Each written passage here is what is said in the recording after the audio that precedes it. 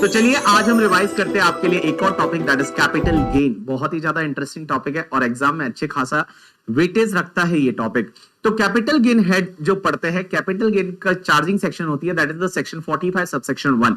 अब 45 सबसेक्शन 1 ये बोलती है कि कैपिटल गेन लगता कब है। तो यहां पे ये सेक्शन बोलती है कि एनी प्रॉफिट और gain arising from transfer of capital asset shall be taxable under the head capital gain in the year in which transfer took place. तो पहली चीज तो आपको कैपिटल गेन उस ईयर में टैक्सेबल होगा जिस ईयर में आपकी कैपिटल असेट ट्रांसफर होती है। तो जिस ईयर में ट्रांसफर होता है उसी ईयर में आपको कैपिटल गेन लगता है। लेकिन क्वेश्चन ये आता है कि सर कैपिटल गेन तब लगता है जब कैपिटल असेट होनी चाहिए। कैपिटल असेट किसको बोलते हैं? तो कैपिटल असेट को इन्होंने डिफाइन कर रखा है सेक्शन 2 क्लॉज 14 में। और 2 क्लॉज 14 है वो ये बोलता है कि कैपिटल असेट मींस, पहला पॉइंट बोलता है capital asset means property of any kind held by assessee whether it is movable, immovable, tangible, intangible, whether it is connected with your business or not, सब asset capital asset है। तो यहां पे point number A में इन्होंने बोल दिया कि जितनी भी आपके पास कोई भी प्रॉपर्टी रहेगी वो all properties are capital asset. भले वो मूवेबल हो, इमूवेबल हो, टेंजिबल हो, इनटेंजिबल हो, भले वो आपके बिजनेस के साथ कनेक्टेड हो या नहीं, उससे कोई फर्क नहीं पड़ता, वो कैपिटल असेट है।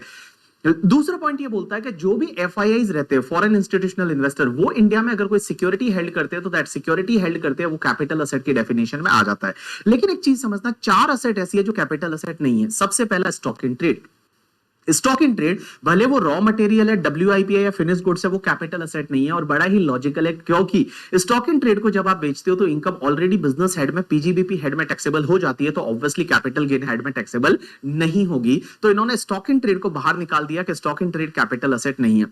दूसरा, जो भी तुम्हारी मूवेबल पर्सनल असेट होती है वो भी कैपिटल असेट नहीं है। तो मूवेबल होनी चाहिए और पर्सनल असेट होनी चाहिए। पर्सनल असेट मींस ऐसी असेट जो आप अपने लिए या अपने आपके फैमिली मेंबर है वो पर्सनल पर्पस के लिए यूज करते हैं, उसको बोलते हैं पर्सनल असेट। और अगर वो मूवेबल है तो वो कैपिटल असेट नहीं है, उसको आप बेच सकते हो। तो आप अपने घर का फ्रीज बेचिए, एसी बेचिए, बर्तन बेचिए, कार बेचिए, बाइक बेचिए, जो पर्सनल पर्पस के लिए यूज होते हैं वो कैपिटल असेट नहीं है, उस पे कैपिटल गेन नहीं लगता। लेकिन guys remember there are 6 exception. और वो 6 एक्सेप्शन कौन कौन से हैं? Jewellery, drawing, painting, sculpture, archaeological collection, any other work of art and any other work of art. तो क्या क्या बोला मैंने? Jewellery, drawing, painting, sculpture, archaeological collection and any other work of art. ये 6 असेट है। ये आपकी पर्सनल असेट होती है, मूवेबल है, लेकिन ये कैपिटल असेट मानी जाएगी और इसको अगर आप बेचोगे तो कैपिटल गेन लगेगा। सर क्वेश्चन ही आता है ज्वेलरी का मतलब क्या होता है? तो jewellery means any ornaments made by the silver, gold, platinum और एनी अदर प्रीसियस मेटल और any alloy containing one or more of such precious metal that is called your jewelry. Now remember one more thing कि जो भी diamond होता है वो loose diamond है, stone है, वो भी तुम्हारे ज्वेलरी की डेफिनेशन में आ जाएगा। तीसरा, rural agriculture land in India है, वो कैपिटल असेट नहीं है। बट आप बोलेंगे रूरल एग्रीकल्चर लैंड होता क्या है? तो rural agriculture land in India means ऐसी एग्रीकल्चर लैंड जो रूरल एरिया में सिचुएटेड है, उसको हम बोलेंगे रूरल एग्रीकल्चर लैंड। अब क्वेश्चन ही आता है रूरल एरिया होता क्या है? तो रूरल एरिया को कहीं पे भी डिफाइन नहीं किया हुआ है, डिफाइन किया हुआ है अर्बन एरिया को। तो अब एक बात समझते हैं, अर्बन एरिया किसको बोलते हैं? क्योंकि अगर आप अर्बन एरिया समझ में आ गया तो उसके बाहर वाला जो भी एरिया रहेगा that is the rural area. Urban area किसको बोलते हैं? कि अगर किसी म्युनिसिपैलिटी का पॉपुलेशन लास्ट सेंसस के हिसाब से, मींस जो आपका प्रीवियस ईयर है उससे पहले जो लास्ट जनसंख्या गणना हुई थी उसके हिसाब से अगर पॉपुलेशन 10,000 और मोर है तो उस एरिया को हम बोलते हैं अर्बन एरिया।